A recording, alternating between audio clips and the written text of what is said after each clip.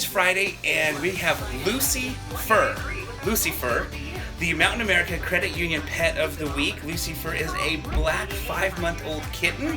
You can see she's absolutely adorable, super cuddly. Can't tell if you can see how big she is against my black shirt, but she's just small and super light, and just a sweet little demeanor.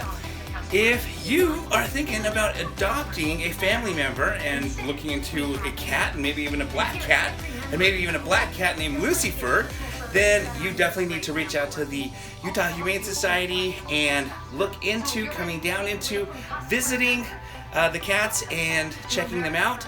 Lucifer right now is about to make her, actually I don't even know if Lucifer's a boy or a girl, but Lucifer's about to make his or her debut here at Fox 13. We're about to go live on TV and find him or her a new home.